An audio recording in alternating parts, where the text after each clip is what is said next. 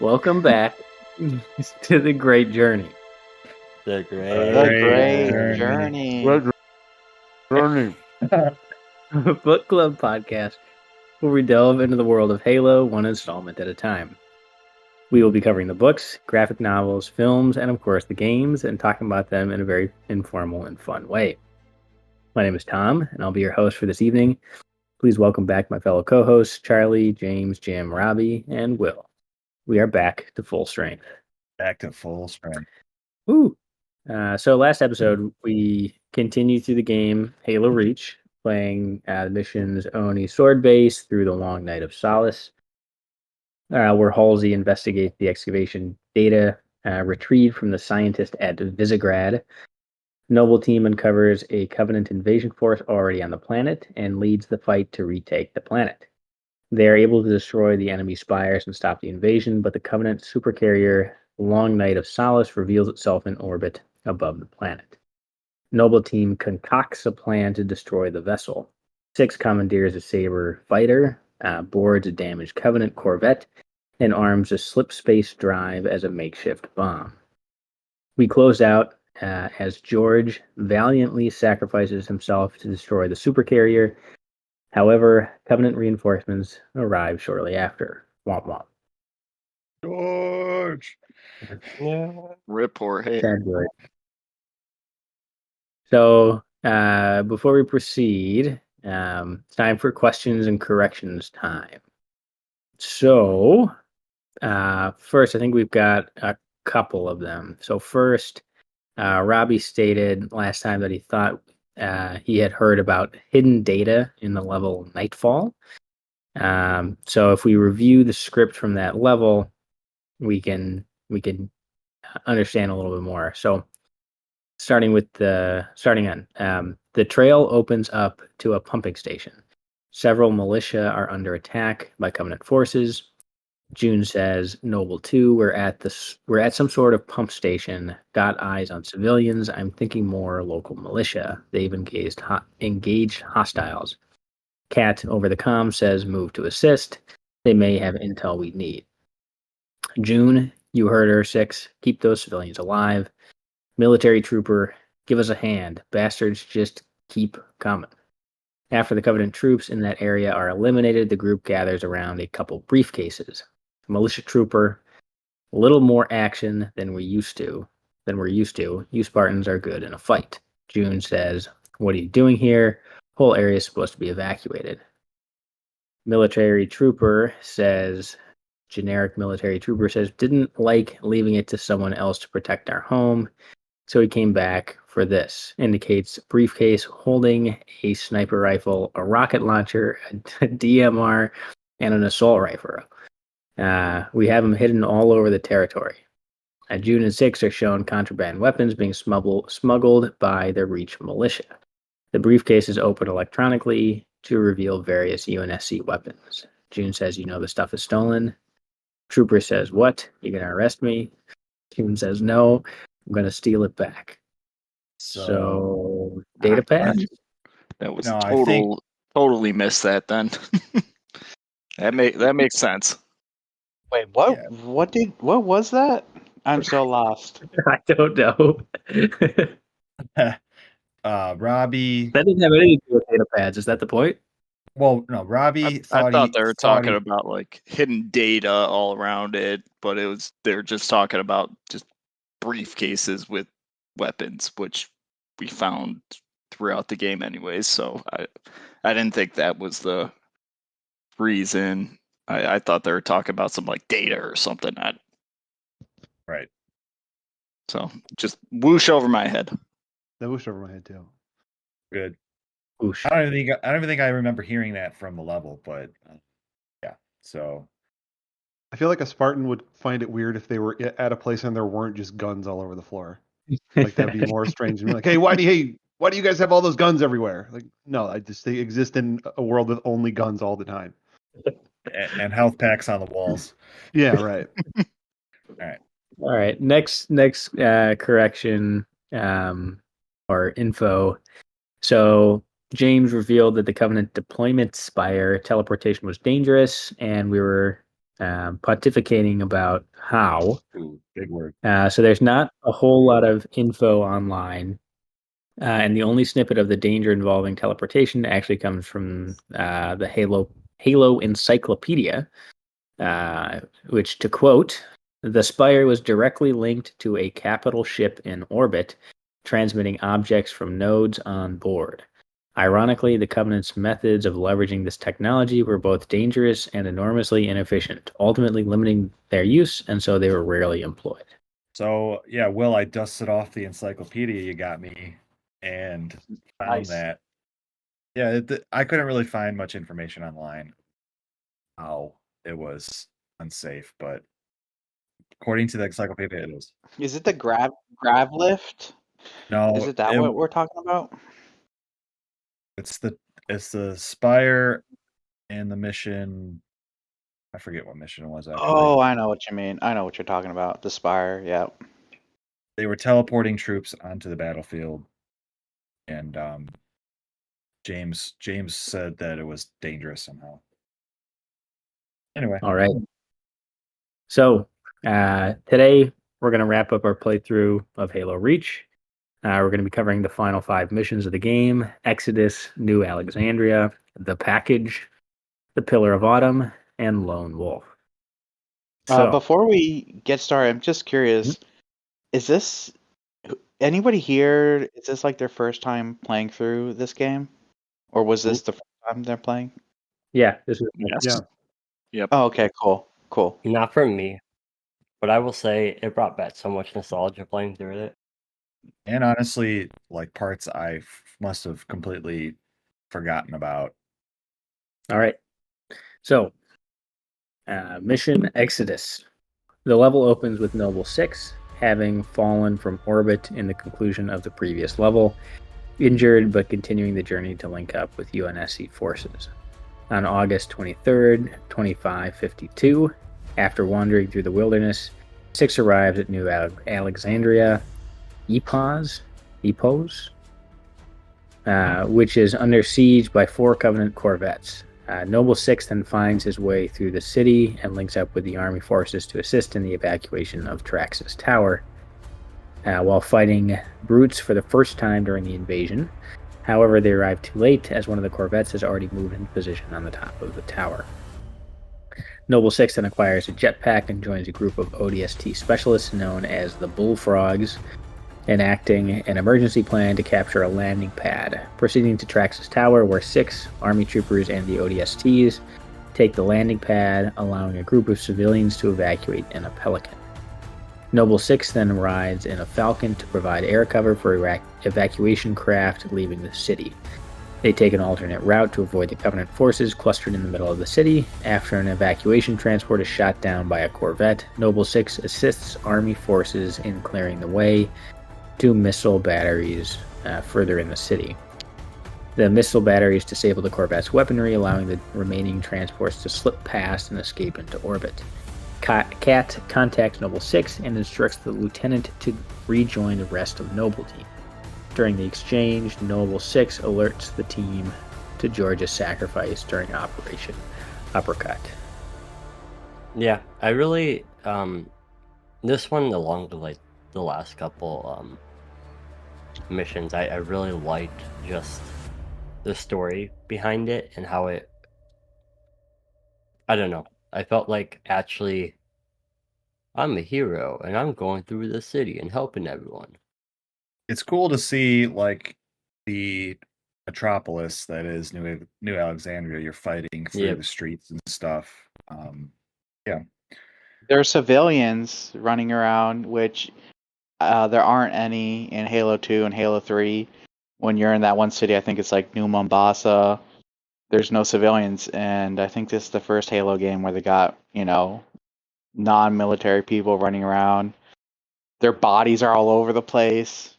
And I think this is the only part of the game. Wait, no, this is the first part of the game where you're introduced to brutes, right? Yeah, that was surprising. They kind of came out of nowhere.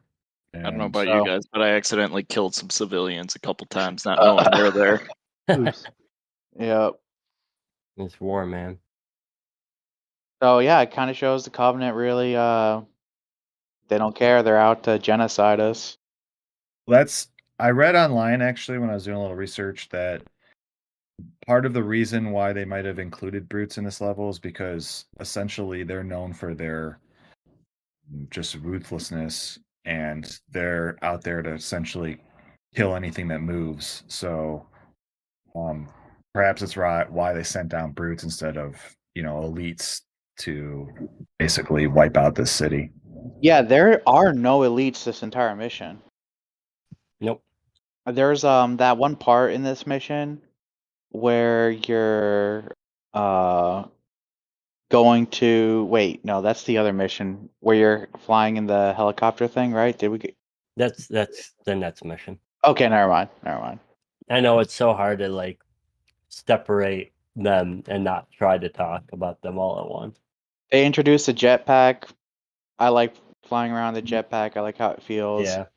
Yeah, this level is I'm trying to beat it on legendary, and there was a few times in this level where like there was not a checkpoint for like the longest time, Yeah. and it would take me forever because I'd have to like keep stop trying to stay alive for this long ass time, and then there's still no checkpoint. I get killed by these brutes. Yeah, I didn't like that.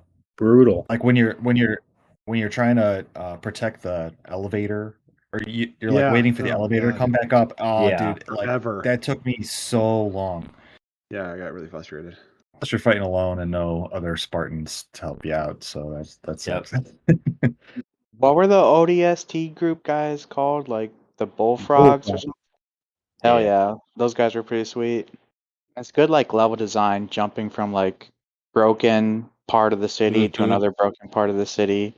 That's what I really enjoyed about Reach, like all the missions up to now and then going forward is like a lot of bespoke one-off things you do, Yep. but also the scalability of I mean that's always been a plus on Halo is the verticality gameplay and multiplayer missions. So I love seeing it as part of like the actual campaign. I agree. Couple quick points I'll throw out here. The Long Night of Solace takes place on August 14th, and 6 doesn't reach the city till August 23rd. So it's almost like a week. Yeah. It's almost like a week later. So he was kind of like wandering in the wilderness for a week, according to the official timeline. Jesus. Okay, I thought it was Yeah. like all the same freaking day. Right. It makes it feel that way, but according to the dates, it's not quite as quick. Interesting. Yeah. Which leads me to the very beginning of the mission, when the last we saw was George threw 6 off of the Corvette up in space, and 6 is just kind of like floating down to Yeah. the planet. And then the next thing you see is 6 like holding his arm, and he's like limping. I'm like, this dude just fell from orbit. Are you kidding me? You know, like Yeah, that was Spartan a armor, dude. little Yeah. So I did a little research on that, and apparently they had these things called reentry units, which were specific to that Saber program that he was that he was a fighter of. So So he had a special suit. like the suit guess. itself will be like yeah. Well, remember they were fighting in the Sabers that mission. Yeah. So yeah. I guess that's how they explained it, that he was wearing this thing that allowed him to essentially meteorate down to Earth or to the planet and be okay. Cool. Okay. I mean, wait, but okay, and maybe we're in Halo 3, Master Chief does the same thing. He wasn't riding on any saber. How does that check out? That's true, but we're getting too far ahead. Yeah, we'll bring it up. We get Yeah. to Halo Yeah. 3. That is true, but we're talking about a Spartan 3 here, not a Spartan 2 also, so I don't know if that Yeah. makes a difference. All right, shall we move on? Cool. Mission New Alexandria. The level takes place on August 23rd, 2552, several hours after Exodus, in the airspace above the embattled city of New Alexandria. Noble 6 meets up with the rest of Noble Team and is informed that the Covenant are jamming all communications to command. They mount a Falcon and assists Cat in destroying the jamming devices. Note, all encounters in this level are randomized. The 3 jammers are the only consistent parts, and the order in which they need to be destroyed may change between the playthroughs. One jammer is located at the New Alexandria Hospital. The troopers sent to destroy it are locked in a fight with the brutes before Noble 6 arrives and destroys the jammer. Another jammer is located at Club Herrera in the Virant Telecom Tower. 2 pairs of, oh god, what is that? Magala? That's their official name, but you can call them brutes. Okay. All 2 right. pairs of brutes. And Noble 6 must deal with them before destroying the jammer. A jammer is also located in the penthouse at the Synoviet Center. Troopers assigned to destroy it were killed by drones, and Noble 6 must finish the job. As Noble 6 destroys the jammers, Covenant Ket Pattern battle cruisers arrive at New Alexandria and start glassing the city's outskirts. After the last jammer is destroyed, Cat receives orders from Colonel Urban Holland that all personnel are to be evacuated through the ONI headquarters building. However, a group of shade turrets stationed around the building are preventing any evacuation craft from escaping. After Noble 6 destroys all of the turrets, they meet up with the rest of Noble Team at the ONI HQ. However, they receive an urgent hail from Colonel Holland, informing them that they are being redeployed to Sword Base. Just then, the Covenant begins glassing the city, and the signal is cut off. As Noble Team flees to a radiation bunker, Cat is shot through the back of the head by a needle rifle fired from a phantom overhead. Her body is dragged into the bunker by Noble 6 as the door closes. 3 days later, on August 26th, after the Covenant forces are gone, Noble Team walks outside to be picked up by Pelican, with Cat's dead body in Carter's arms. Right. Yeah. Also, like, that Corvette, or there wasn't a Corvette, right? The dropship from the Covenant, wherever the sniper shot came from. Like, come on. Like, through these cracks in the ceiling, like, I don't know. Bad timing. But overall, I like that mission a lot. Yeah, just with the needle rifle too. That just, it's like, oh, come on, Yeah. it bounce off all the time. I actually like the needle rifle. It's one of my favorite. Yeah, but it's also not a one-shot headshot True. kill. They could at least been plasma rifle, but that's okay. It propels It's kind the of story. interesting. Yeah, it does. That it's interesting that that bunker survived a glassing. Do we know what glassing is? It's just high concentrated plasma, right? Okay. They basically melt everything and turn into lava. Okay. That's how I picture it. That seems about right. Yeah, I pictured like an Independence Day type thing. Yeah, apparently I'm wrong. So go ahead, Charlie. What is it? No, I want to interject. You're spot on, but Nice. they said they experience a radiation flare that goes from 40 million Roentgen to 90 million Roentgen. So I was like, well, what is that number? Yeah. A lot of Ronkin. Okay. How many Chernobyls is that? Yeah, right. That's Yeah. a lot of Chernobyls. You know what? The Actually, Hiroshimas. I didn't look that up, but isn't from the show? Wasn't he like, 3.6 Roentgen? Not good, not terrible. Yeah, that's from the Yeah. show. Yeah. Yeah. It's Anyway, okay. just for context, we said 40 to 90 million. For context, the total body exposure from 50 to 100 Roentgen causes radiation sickness. Exposure of 400 Roentgen causes radiation sickness and death in half the individuals who are exposed. 100,000 Roentgen causes almost immediate unconsciousness and death within an hour. Jesus. So you're you're talking about, I don't know how many, like That's a lot of fucking roentgens. a lot of 90,000 of times more than times that? more. Yeah. Yeah, They got rocked. they got wrong. Yeah, so everyone else around them must be dead. Literally, right? Yeah, right. It's basically like a ton of Hiroshimas going on at the same time. Basically, what it sounds like. So That when is they glass interesting. the planet, it's basically forever uninhabitable. Yeah, right. They're blasting the shit out of it with radiation and then literally melting everything. Well, don't we see later on? Maybe we're getting into it. Maybe I'll wait. But don't we see later on that that's not the case? yeah, that's definitely not the case. It's not completely irradiated forever. This is kind of, for me, is kind of like my least favorite mission. Just like flying from place to place.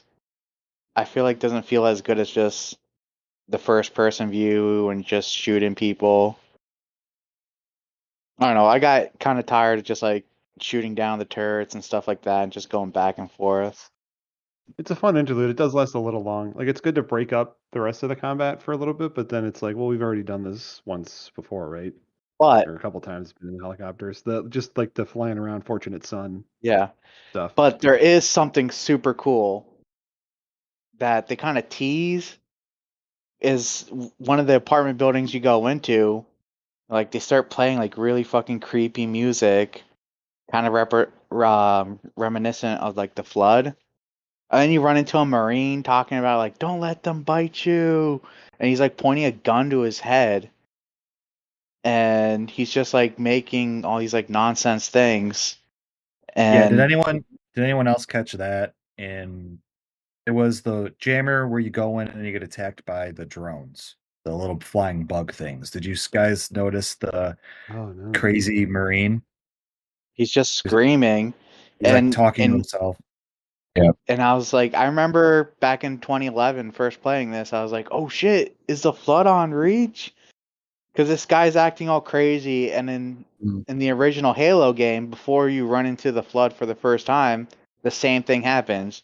You're exploring this base, and you've run into a crazy Marine with a gun in his head, and he starts shooting it at you, and he's just talking gibberish about, don't let them bite you, and I was just like, oh shit, it's the flood here, and then you go downstairs and you see like blood all over the place, and it just brought me back to like 2011, being like, oh shit, is the flood on Reach?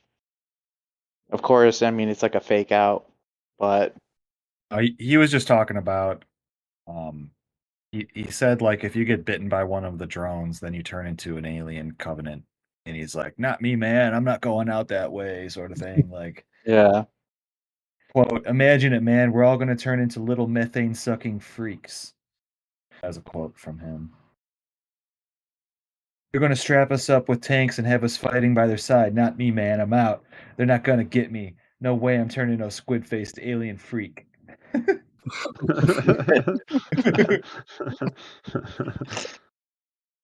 Yeah, that was just a funny little like I'd call it an Easter egg, sort of like you had to like accidentally run into it, and I'm like, what's this guy on about? To Alright. chime in a little bit before we get off this topic about the radiation and glassing.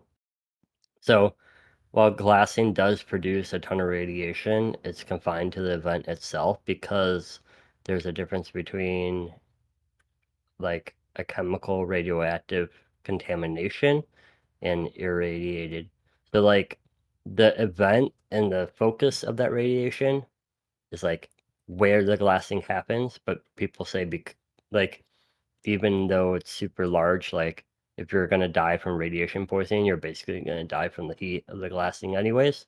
Um, but as Charlie has mentioned, and what's in the future, it doesn't create a radioactive fallout on the planet, but it does create a chemical fallout where the vitrified dust picked up is obviously bad for people, and so we'll get into that when probably later. But you can treat it like basically asbestos removal, where you have to wear protected suits when you're in a quote unquote glass planet. And that's where the also term glass kind of comes from. Gotta put your PPE on. Yep. Don't let OSHA catch you around those glass planets without your PPE.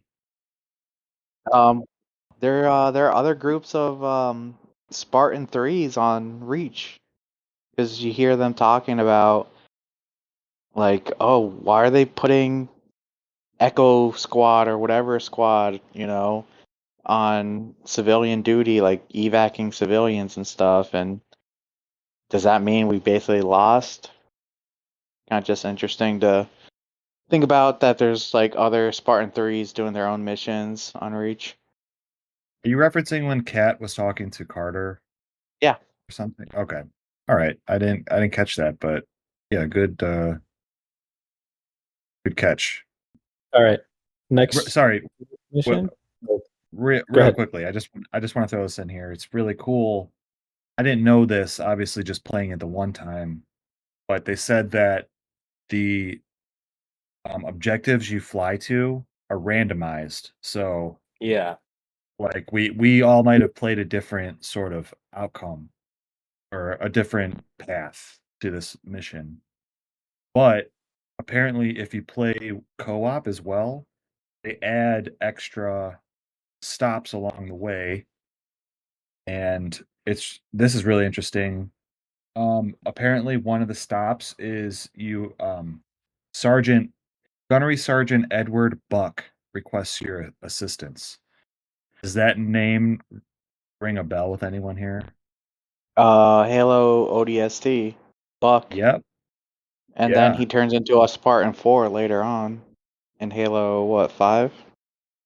Oh. You're spoiling everything, Will. Sorry, my bad. Dude, I think that's baloney. I don't think that stuff's randomized. I'm just calling it right now. Okay, let me ask this question. Let's see if it really was randomized. How many of you guys did this part where you're in what looks like a nightclub and you're fighting like 4 hunters? Well. Those are not random. Those aren't random? Those 3 locations are always the 3 locations, except for what Charlie's saying, where you'll get extra stops in co-op. But the encounters of the flying craft at you and the order of which you do the 3 gets randomized. But yeah, we all went to the nightclub, we all went to the hospital. Yeah. Okay. But possibly in different order. orders. It's all different order, and then the flying in between encounters are randomized. Yeah. Which is cool. Yeah. I will say that I remember playing co-op and it being longer and a little bit different, and so that made sense that they throw in some, extra places to go to in between, which is kind of nice. I just want to throw out that we ran into Gunnery Sergeant Edward Buck in Halo Reach. Again, a little Easter egg. So, all right. Anything else on this one? We're good. Okay, cool. Mission The Package. The level begins on August 29th, 2552. It takes place around the destroyed Sword Base, as well as in an interior cavern underneath the facility. Noble Team is ordered to destroy Sword Base in a torch and burn op. Noble 6 and a small strike force of orbital drop shock troopers infiltrates Sword Base to take out Covenant anti-air turrets. On their way to the facility, the team finds an operational Scorpion tank that they use to fight Covenant forces around Sword Base. Meanwhile, the Falcons carrying the rest of the Noble Team land at Sword Base and begin the assault. Noble Team arrives at Sword Base, and the entire team pushes through to a set of pre-arranged coordinates. However, there is nothing there.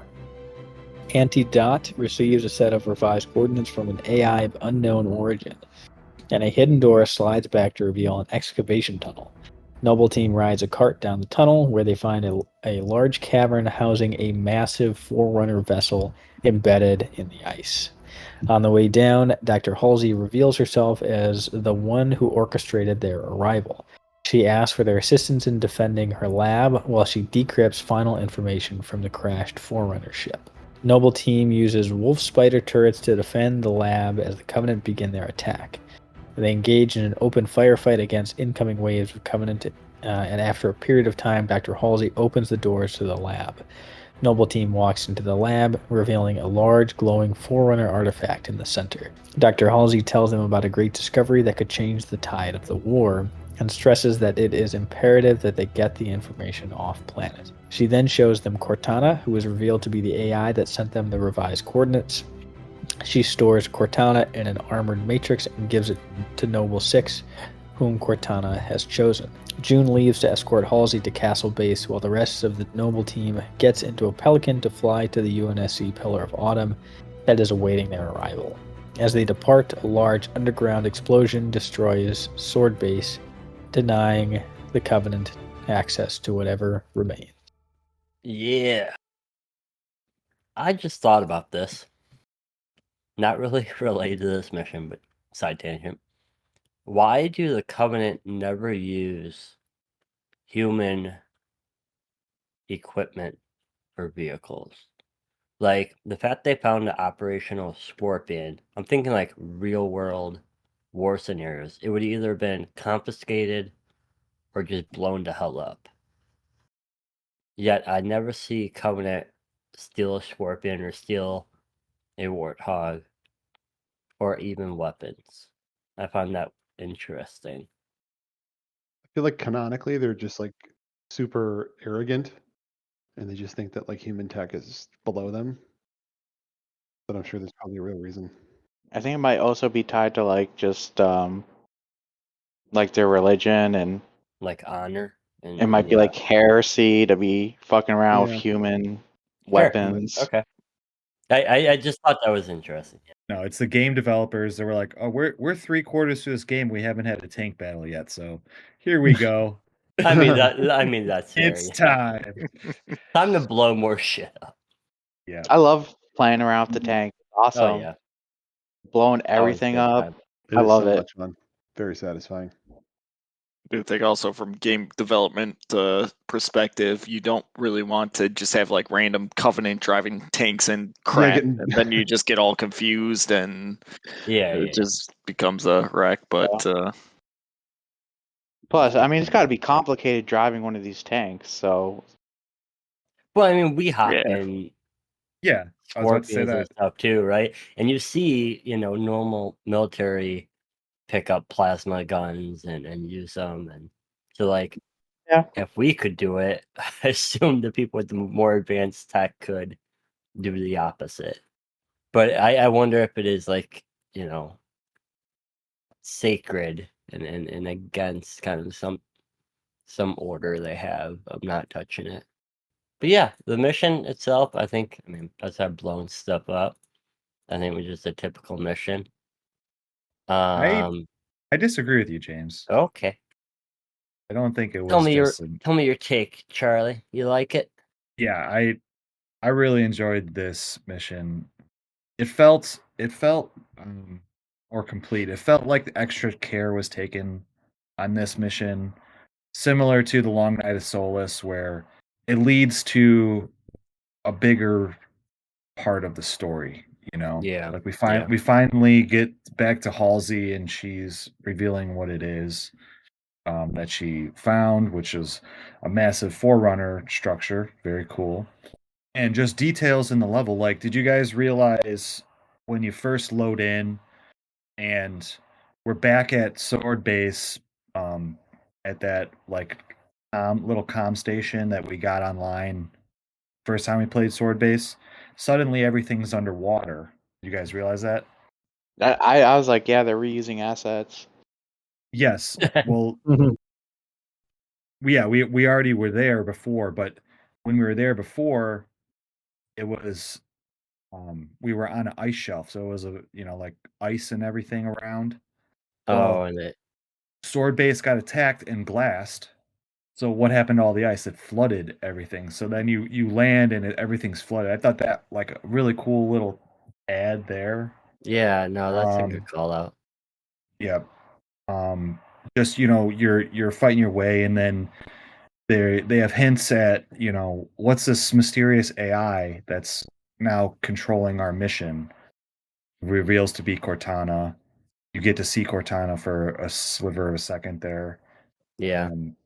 Again, like it just felt like this mission and the story in this mission just carried a little bit more weight, and I feel like they took added care into designing this level. I really like this one a lot. No, yeah, I 100% agree with that. I guess my comment was more around the gameplay, like outside of the attention to detail. Like it was a tip. Like we played this style mission a bunch. You're far away from your location. You go checkpoint to checkpoint in vehicles, etc. And then and then And defend then your location. then you're defending there. But That's fair. no, like the story itself, like yes, this is like 100% a very story-driven mission. Where the previous mission, New Alexandria, felt like a filler, right? They had a fill. How does Noble Team go from New Alexandria back to Sword Base? But yeah, I love, and like you said, the call out of like, oh, the planet is glass, only Sword Base is glass, so the ice has melted, and so like this is kind of what's happening. But yeah, that's a good call out. Those little pieces of attention detail. Yeah, it's really cool to see like, oh, Board Runner tech. That's kind of what's going on. I like And- how go ahead, sorry. No, go for it.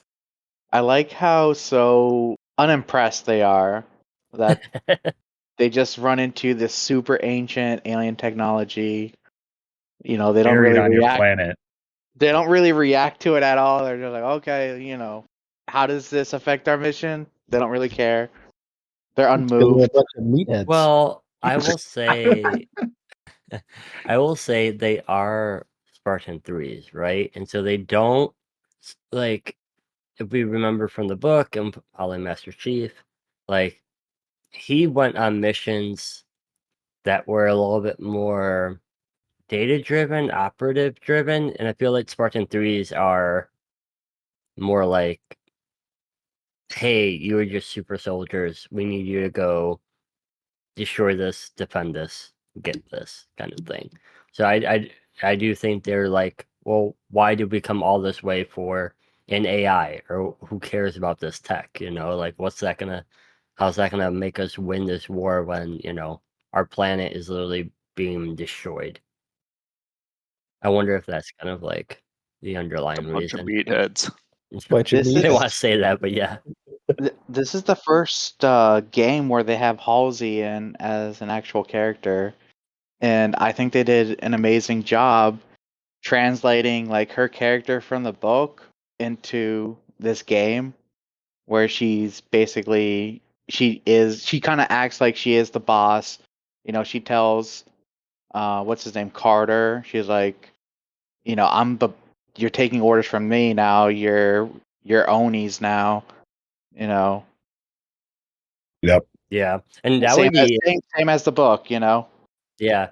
And what's interesting is is this Noble Team's first time meeting Halsey? Like, because they're Spartan 3, so they're not from her program. Yeah, there's. No. So I think this is the first time they're meeting them. Because didn't they meet earlier with George? Yeah. First or oh, they second. met with George. Okay. Yeah, George Forgot about calls that part. Halsey mom, Yep. but the other guys they don't call her mom. It's ma'am. We already talked about this last time. No. Yeah, we did this. That was Yeah, wrong on that one. Wait, what? British man. He says ma'am. It's not British mom? man. Yeah. Yeah. All right, well, I thought fun. the same thing, Will. I thought the same thing. No. Yeah. Yes, mommy. No, we're right with mom. Are you Mommy. guys sure about this? Yeah. Mama Halsey, Okay. you ever gonna do that? Yes, mommy. You're good little soldiers. I'm your You big guys- boy, you George. guys- I'm Yeah, your George right. Cuckoo, mommy. You guys clearly don't play with subtitles on, because then you would be able to read it. It's He's the also British, Dude, I play video games to play video games. If I wanted to read a book, I'd read a book. Halsey No. also doesn't seem pretty moved that George just freaking died. Did that come up in the conversation? I forget. Well, she's just No they time. bring it up. No time to cry over spilled mean, milk. I was gonna say Halsey. We've also seen Halsey not try to hold her inner emotion back from lost Spartans. So True. I like the part at the very end of this mission where Carter tells June like escort Dr. Halsey and make sure nothing gets no whatever lands in enemy hands. I think he was basically telling June like if you guys get captured, like kill Halsey. I feel like Ooh, subtext ooh, there. yeah. spicy Just the way take. he I says like it. it. Yeah. I could see it. I feel like that's what he was insinuating. He was like, go with Halsey, and Halsey's like, I don't need an escort. He's like, go with Halsey and make sure nothing lands in the enemy's hands, in Covenant hands or whatever. That's At least that's what I got from it. That's a good take. I'll take that take. Okay. All right. Anything else? No, let's move on to the sadder missions, shall we? Okie dokie. Mission Pillar of Autumn. The level opens with the remainder of Noble Team on board a Pelican on their way to deliver Cortana to the dry-docked UNSC Pillar of Autumn. The Pelican is critically damaged and Carter is badly wounded. Carter orders Six and Emil to complete the courier mission without him, while he lures the Covenant away from the pair by using the Pelican as a decoy. Emil and Six execute a low-altitude jump from the Pelican outside of the dockyard and are forced to fight their way to the facility. After battling through several Covenant outposts, the two Spartan 3s are forced to continue their journey through a cave system to circumvent a large group of Covenant forces. Upon reaching the other side, however, they are confronted by a scarab. Realizing that the scarab's presence prevents Emil and Noble Six from moving on, Carter rams it with the Pelican, knocking it off a cliff and sacrificing himself in the process. The two Spartan 3s continue their journey and eventually reach the Assad ship-breaking facility. The two Spartan 3s are then hailed by Captain Jacob Keyes, whoop whoop, whose cruiser, the Pillar of Autumn, is moored at the facility and are ordered to clear a landing zone for the captain, who will use a Pelican to retrieve the package himself. Emil mans the facility's mass driver to provide covering fire against incoming Covenant phantoms, while Noble Six and the surviving Marines engage the Covenant on the ground. Once cleared, Keyes' Pelican arrives and Captain Keyes retrieves the package from Noble Six. As the package is handed over, a Ket-pattern battlecruiser is revealed to be moving in on the Pillar of Autumn. Keyes orders Emil to fire on the advancing battlecruiser. However, before Emil can oblige, a Phantom attacks the landing zone, destroying one Pelican and deploying a group of Sangheli warriors onto the mass driver. Emil successfully kills one of the Sangheli with his shotgun before a second sneaks up behind him and impales him with an energy sword. Emil manages to draw his kukri and fatally stab the Sangheli in the neck before he expires. Keyes returns to the landing platform and offers Noble Six transportation to safety. The Spartan 3 refuses and offers to defend the captain as he heads toward his ship. Using the mass driver, Six defends the site and shoots down the Covenant battlecruiser just as it is about to glass the area. After successfully halting the battlecruiser's attack, Noble Six looks on as the Pillar of Autumn takes off and heads towards space to escape reach, leaving Noble Six stranded with no way off of the planet. Man. Carter! Yeah. Oh man. Emil! This game is so sad. Mm-hmm. And It is. I feel like a big part of that is the music is just so incredible in this game. Like, it literally at some parts gives me like goosebumps and makes like the hair on the back of my neck rise. It's so freaking good. Like the drums and then the violins. Yeah, and I think because it's less tied with Master Chief, like it gave the creative people like the ability to do this, right? To Yep. pull on the emotions and show that this is war, it's brutal, and like the ones we like will also sacrifice themselves and die, you know? It's a really good point. I think I brought it up on our first episode about the game. It's like it feels like a Vietnam movie almost, in my opinion.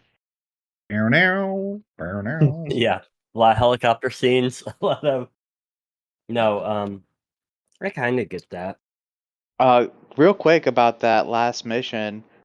So most of the game has like, their own music for this game, but when they pop up Cortana, when Halsey first pops up, shows like Cortana in her jar thingy, like they use like some notes, like some of the themes from the music from the original 3 games, and I thought that was a cool little touch.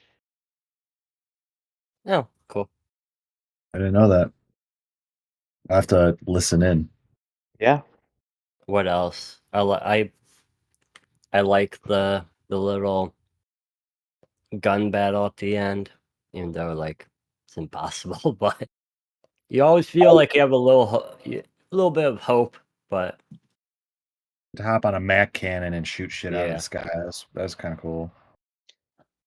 Man, I don't know why Captain Keyes didn't tell those like 8 fucking Marines were like, all right, get off the Pelican, go Mac, go, get on top of the gun. well, And technically he didn't want Six to go on the gun either. He offered him to come with, but Six stayed back like a Spartan would. he should have told Six to hop on board, and he should have told the Marines to get on the gun. Yeah. Also, do Covenant aircraft not have their energy shield when they're in orbit or like within the atmosphere? Because I'm surprised that one little mech gun could take down. I think it was charging up to start glassing. And Got it right okay. there. Yeah. Yeah, because we've seen that before in the books and stuff where, Mm-hmm. yeah, once it charges, it loses its shield. So, yeah, that's a good point. That's basically it. I thought it was cool. Sorry to cut you off really quick. I thought it was cool how they cast off ships from the planet with those little like tow like booster packs that fall off at the end. Yeah, that was cool. A nice little cool touch. Yeah, that was interesting to see how they escaped with, yeah, like I said, like the booster packs kind of falling off the ship and they get to go to orbit. Yeah, it was cool. We're gonna talk about the So everybody dies well, except for June. yeah, I would say June didn't, and technically, Six is still alive at this moment. Not for long. So maybe that's a good segue. That might hit the epilogue and Lone Wolf together. So in the epilogue, it doesn't actually contain any gameplay, but instead it's only a cutscene that depicts the arrival of the UNSC Pillar of Autumn at Installation 4. Similarly to the opening cutscene of Halo Combat Evolved. And it was only included in the port of Halo Reach, included in Halo Master Chief Collection, or in the original game, the cutscene included in the epilogue just includes credits. And then Mission Lone Wolf, right? This is the final level of the campaign in Halo Reach, and it takes place after the credits and is accessible after finishing the entire campaign. And the level begins at 20. How do you say that? 2,000 hours? Yeah, 2,000. 2,000 hours of August 30th, 2552, near the shipbreaking yards at Assad. Six left at the shipbreaking yards after the UNSC Pillar of Autumn escape. Is left to fend off the remaining Covenant forces alone and attempts to stay alive as long as possible. After fighting off waves of Covenant, Noble Six eventually succumbs and is killed by a swarm of Sangheili warriors. The game closes out with Six's helmet laying damaged on the Reach surface. However, it appears life is returning to the planet. There is grass and ice caps in the distant mountains. The date reads July 7th, 2589. Halsey begins to voice over, stating that Reach fell quickly after the events of the game. However, because of the actions of Six and Noble Team, they are able to unlock the secrets of Halo and win the war. She says victory was so close as we pan out to see a colony ship has arrived to the surface. Because of their courage, humanity can rebuild. Such a cool last mission. Mhm. Like how your helmet breaks, how, like, I don't know, it's just super. I love the take on this. Yeah, how it kind of came full circle to back to the beginning of the game. Yep. And you get even the name of the level, Lone Wolf, was a reference, obviously, to Six showing up in the first mission where he says Carter's yeah. like that Lone Wolf shit stays behind, you know. Well, it turns out he was left behind and went Lone Wolf. So, What did you guys think when at the start of that mission it just says survive? Yeah, I mean, What did you think was gonna happen? I thought, I'm trying to remember back to when I first played it, and I feel like I initially thought it was like a time-based thing. Yeah, it almost had like a feel of like a Call of Duty, like zombies to me. Yeah. It's like, oh, just keep killing until you can't anymore. did you, when you were playing for the first time, Robbie, did you think how it ended was going to be the ending? Like, were you like survive and then you're like, oh shit, it's coming down to the wire and I'm dying, sort of thing?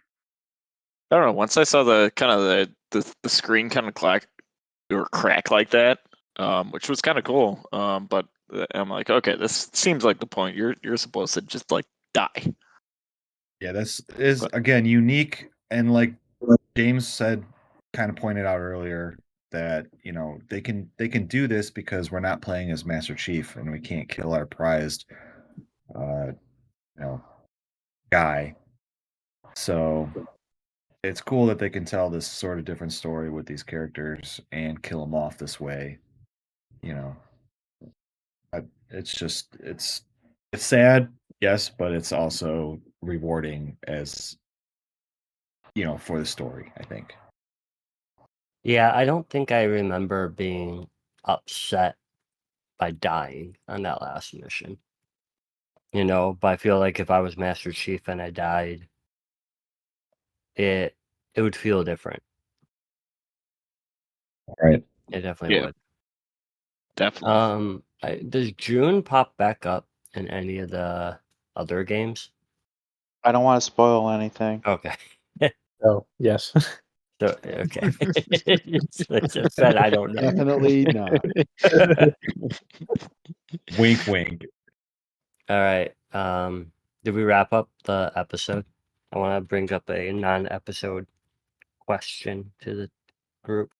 Not yet. I guess I'll do the quick Nope. Yeah, go for it. quick outro here. Okay. Can I just ask real quick what everybody thought about the game overall? That's right here. Oh, sorry I interrupted. So, which parts did you like or dislike, Will? Well, I already said I disliked that one mission where we're just riding around the helicopter. I mean, it was still fun, but it was tedious just riding along. I preferred, having the gun in front of me, the first person thing. Well, I'm interjecting because you weren't here last week. I feel like Yeah. that's a lie. I feel like your favorite mission was it 5 or 6? Where you LNOS. It's the one right before Jorge sacrificed himself. Yeah, so 6. Do you know which one I'm talking about? When you guys are in the Covenant ship? Kind of the Yeah. space battle one. Oh, when you're riding the Saber? Yeah. That's a sweet mission. I like riding the Saber more than I did riding around in the Hornet. But You still prefer the first person shooter missions? Yeah. Yep. I love it.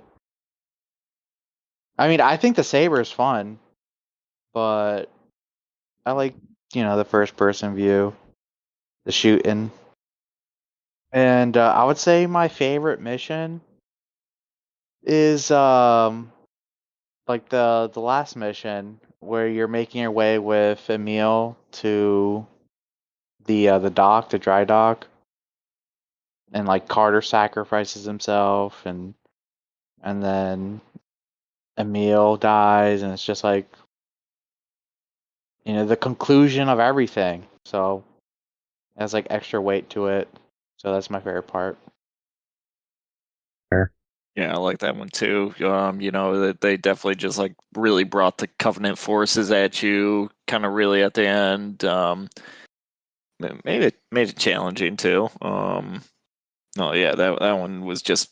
I thought that was well done.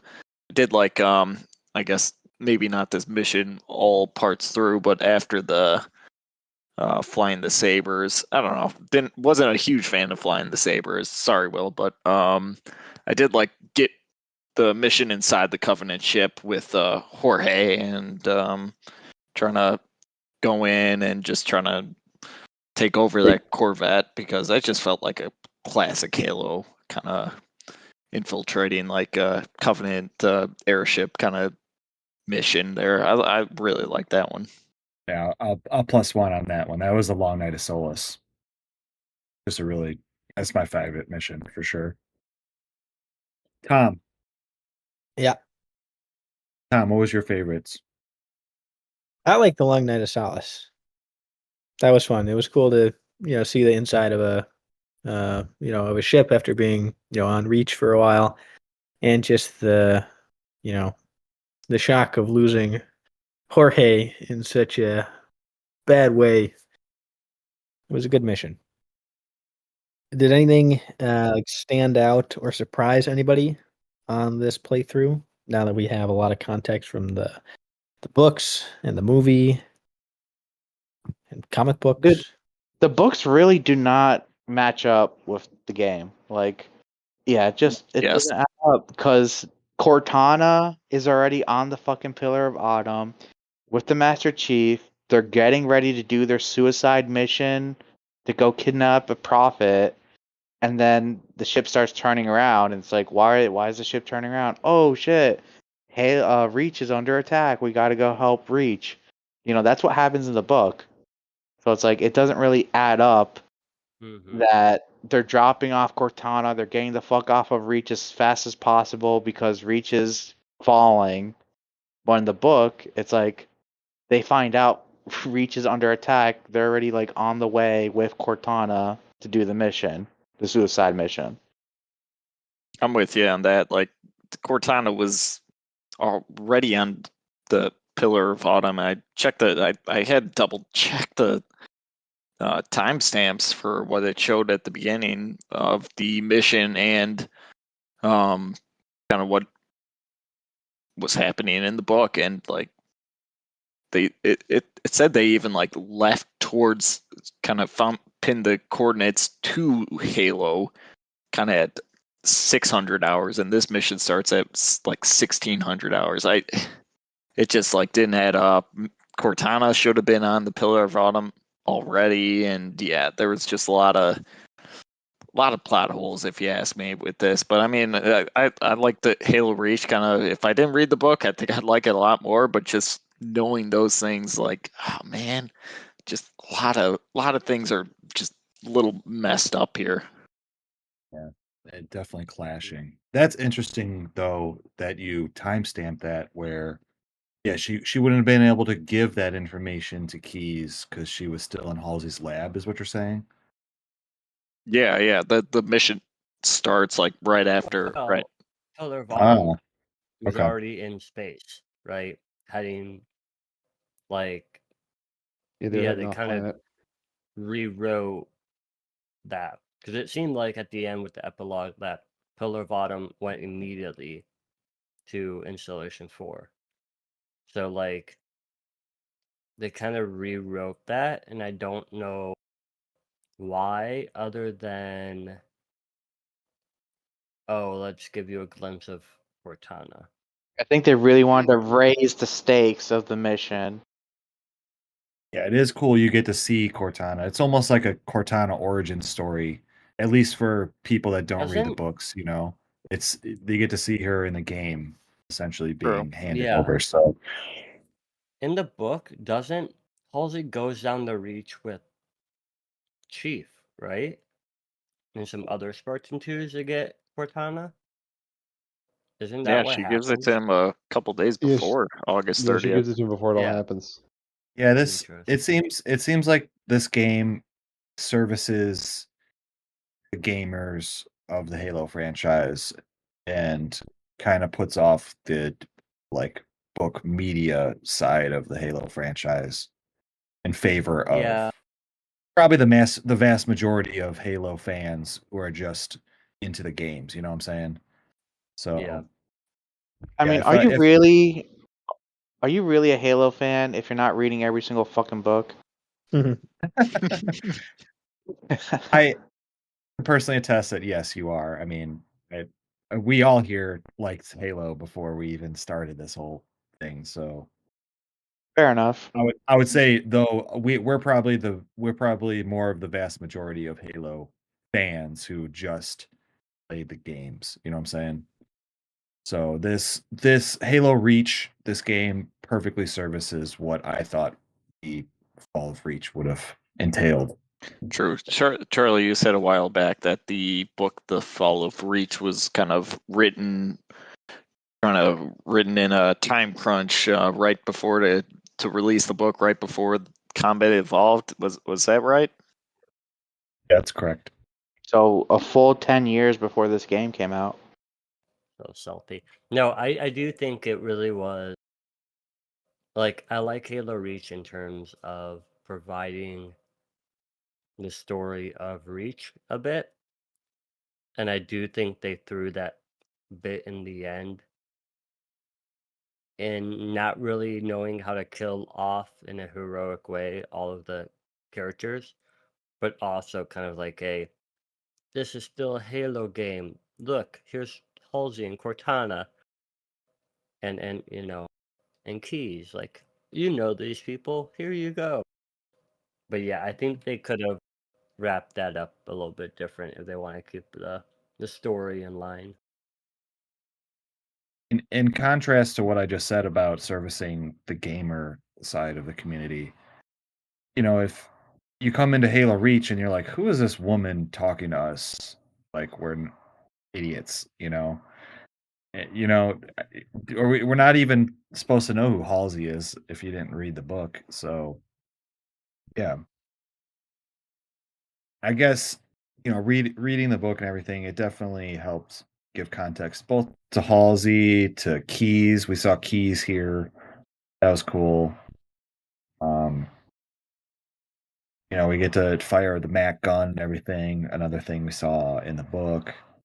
So definitely some things that I can appreciate more now that I've read the background. So All right.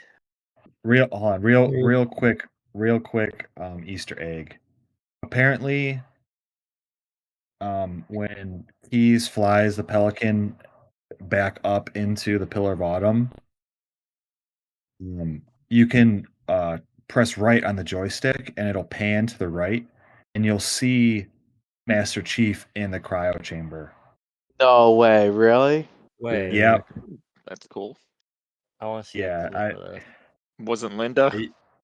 Is Linda there all fucked up too? Actually, you know what?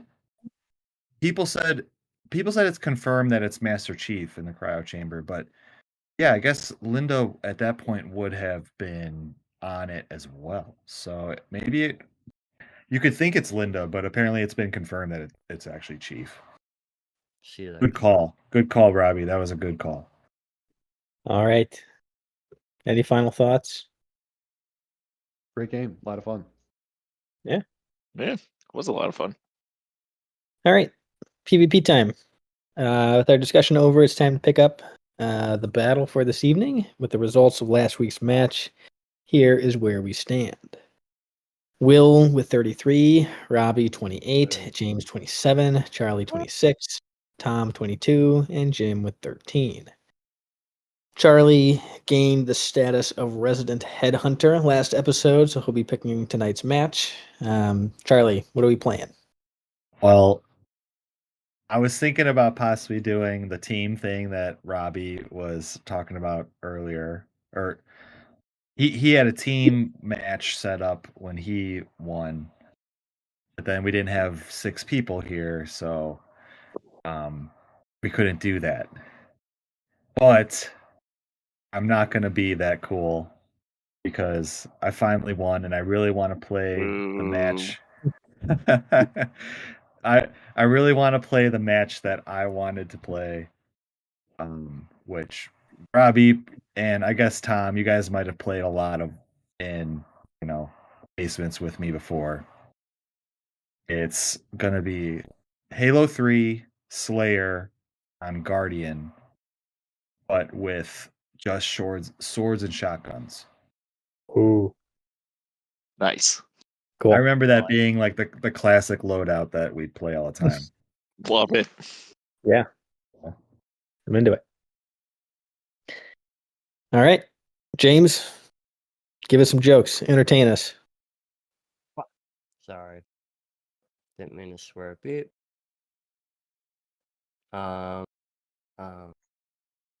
Found myself some time. Do you have any, James? It's okay if you don't. Fell Vladimir bit a cucumber. He immediately spat it out and said, "These fruits are bitter." What? What? Get it? don't These get it. fruits are Somebody push the cricket are sound bitter. effect. Oh, God. Okay. Um, All right. These fruits are bigger. Are bitter. Oh, I thought you said bigger, like large. No, These are fruits. are bitter. Oh, I I liked- gotta write I- some of these down. I like the arbiter one. That was funny. I just didn't hear you right at first. Cool. All right. So, with the game complete, it's time to go over the bonus material that's hidden within the missions. So, next time, we're going to be discussing the data pads that are encountered throughout Halo Reach campaign. So, there are data pads. Thank you for joining us this week, and we'll see you back here for the next installment of The Great Journey. Great journey.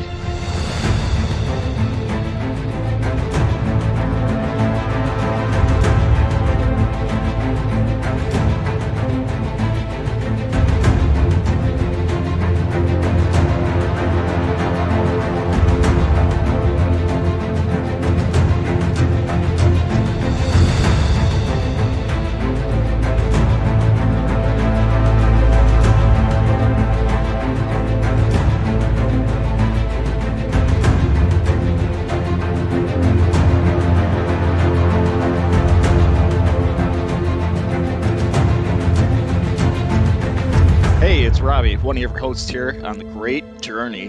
We hope you enjoyed the show. If you want to connect with us, you can find us on most podcast platforms, as well as Facebook, Instagram, and YouTube at The Great Journey Pod. If you'd like to support the show, you could do so at patreon.com/The Great Journey Pod. Thank you for your listenership, and we'll hope to see you for the next chapter of The Great Journey. We're going to be waiting through Halo 5, and then she just never shows up. Well, she's a dude, actually. So. What? We're talking about June, right? Yeah.